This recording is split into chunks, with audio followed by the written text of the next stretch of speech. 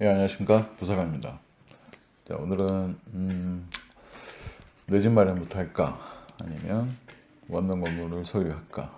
이 주제를 갖고 한번 얘기를 해보겠습니다. 뭐 지금 방송을 들으시는 분들 중에 집을 소유하신 분도 계실 것이고 소유할 능력은 되시는데 아직 장만 전이신 분들도 계실 것이고 근데 뭐 집 소유보다는 원룸 건물 소유에 더 관심이 있는 분들도 계실 텐데요. 뭐 제 생각을 한번 말씀드려보고 싶습니다.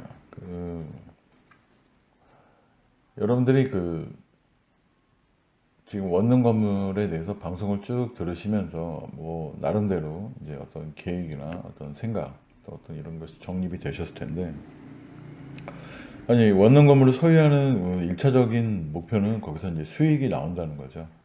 그것도 상당히 높은 수익이, 또 그러기 위해서 좋은 매물을 고르기 위한 여러분이 사전 준비를 하시는 건데, 어, 내 집을 마련하고 원룸을 건물을 마련하겠다고 생각하시는 분들 같은 경우 그 시간이 얼마나 걸릴지 사실 저는 잘 모르겠습니다만 각자 사정이 다 다를 테니까.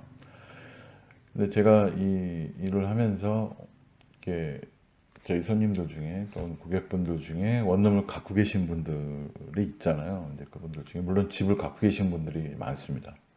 집 장만부터 하고 어, 이 원룸을 또 소유하신 분들이 많은데, 이제 그분들은 이제 어차피 순서가 그렇게 된 것이고, 집을 이제 소유하고 집을 하나 더 살까 하다가 어, 어차피 집은 하나 있으니까 이제 원룸 건물을 이렇게 소유하신 분들도 있고, 처음부터 전세 그냥 사시면서 원룸 건물을 마련하신 분도 있어요.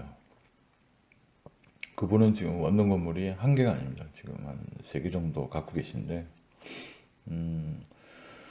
그분 생각은 집은 내가 돈만 있으면 언제든지 마련할 수 있고, 또 내가 집을 살려는 그 시기에 그 부동산 그 주택 가격이나 이런 게 뭐 높은 시기일 수도 있고, 또뭐 운이 좋으면 뭐 이런 그 하락 시기에 또 잘 살 수도 있는 뭐 그런 장단점이 다 있는데, 뭐 언제든 자금이 있으면 내 집 마련을 할 수 있게끔 돈을 마련하는 게 먼저 아닌가, 그렇게 생각이 들어서. 그분은 현재도 집은 소유하고 계시지 않습니다. 물론 서울에 거주하고 계신데 뭐 전세로 살고 계세요. 그러다 보니까 뭐 자녀분들도 다 컸고, 보니까 이제 그분은 그분의 자녀분들도 좀 전세에 거주하고 계시고, 어 근데 원룸을 물려주실 계획이시라고 하더라고요.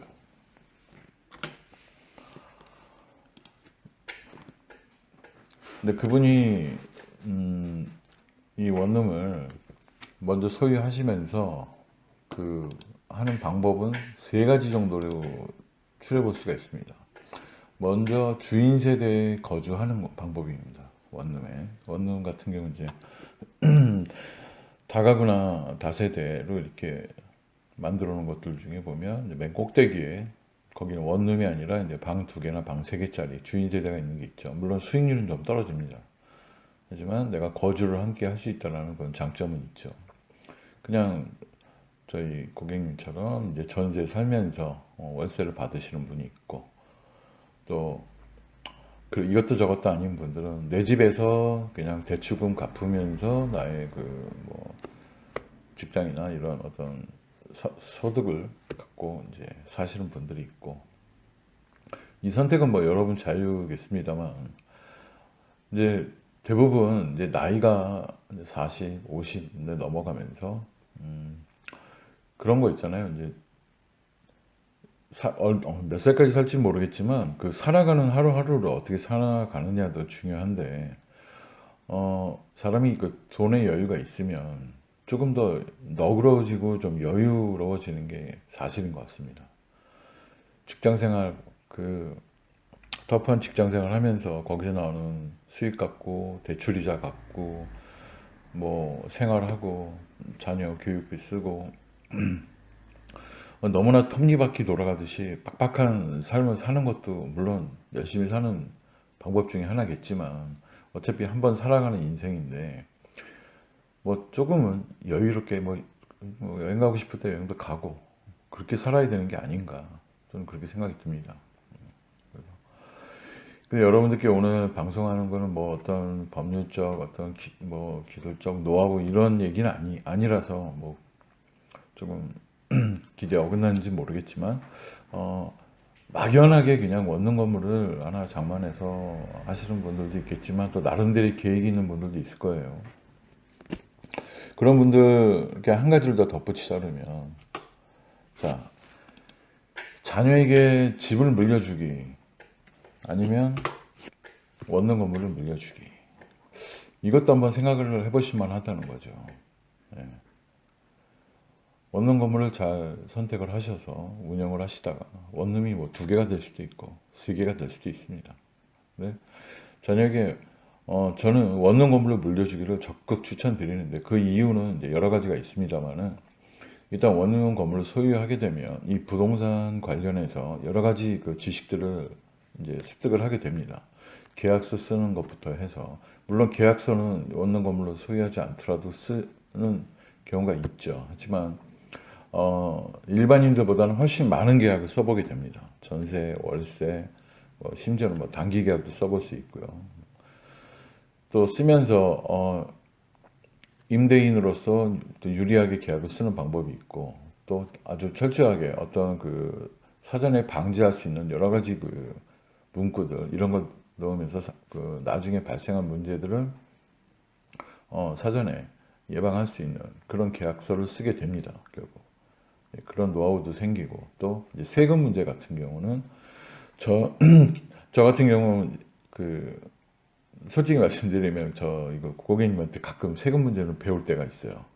저희는 그 세금 문제에 대해서는 정말 그 어떤 시시각각 변하는 이런 거 어떤 제목 정도만 알고 있는 거지 그 세세한 내용까지는 알 수가 없습니다. 근데 그 원룸을 1개, 2개, 뭐 3개까지 갖고 계신 분들은 수시로 그 전담 세무사하고 상담을 하고 정책이 바뀔 때라든지 이럴 때 그 가서 교육도 받고 또 이렇게 여러 가지 정보를 취득하기 때문에 그 저한테 이렇게 가르쳐 주실 때가 많아요. 그래서 저도 그런 도움을 받습니다. 물론 저도 뭐 세무사가 있긴 하지만 이상하게 떴네요 이렇게. 그런 걸 볼 때, 이제 어느 정도 그런 분들 이렇게 보면은, 이게 되게 탄탄하다, 이런 느낌을 받습니다. 그래서 그거를 또 자녀한테 그대로 또 물려주는 거죠. 그래서 그분들 중에는 이제 자녀분들이 또 원룸 관리를 하시는 분들도 있어요.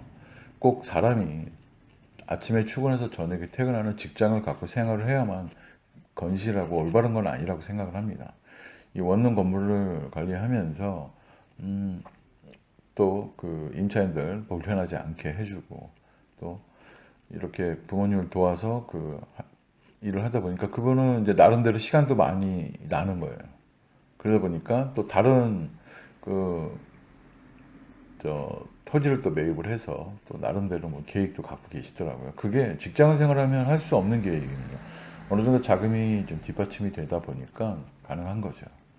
그래서 이제 오늘 이 주제를 잡은 이유는 막연하게 사람이 그 어떤 목표를 소유하겠다라는 것도 좋지만 내가 이걸 소유함으로 해서 내가 또 다른 거를 할 수 있다라는 그런 계획도 한번 세워 보시면서 이 원룸 건물을 어, 공부를 하시고 그러셨으면 하는 바람에서 오늘 이 주제를 잡았고요. 여기 보시면 자 이게 이제 오늘 주인 세대 거주, 전세 살면서 월세 받기 아니면 집은 하나 있는데 또 다른 집을 사는 것보다는 원룸 건물을 소유하는 게 어떨까 싶습니다. 자, 여러분, 내 집부터 마련을 할까요? 아니면 원룸 건물을 소유할까요? 막연히 그 어떤 두려움 이런 거는 버리시기 바랍니다. 원룸 건물주분들 여러분들이랑 똑같이 다 평범하신 분들입니다. 예.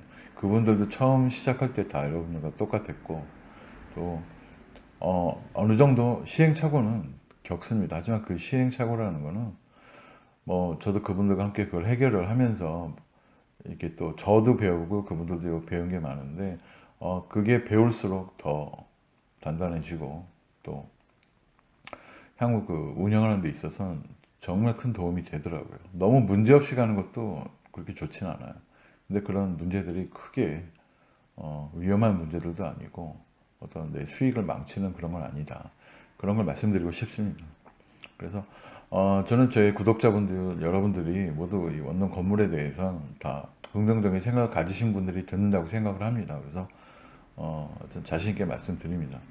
여러분들이 더 적극성을 가지시고 또 신념을 갖고 이쪽으로 진출하셔도 결코 실패하는 일은 없을 것이다. 저는 그렇게 생각을 합니다. 자, 그러기 위해서는 제 방송 찾아보시면 지금 한 50개 정도 올라와 있어요. 그 중에 쓸만한 강의도 꽤 있습니다. 좀 들어보시고 또 궁금하신 점 뭐 이메일 보내주시고 문의해 주시면 성심성의껏 답변 드리겠습니다. 자, 오늘 토요일, 자, 주말 잘 보내시고 또 올해부터 화이팅 하시기 바랍니다. 감사합니다.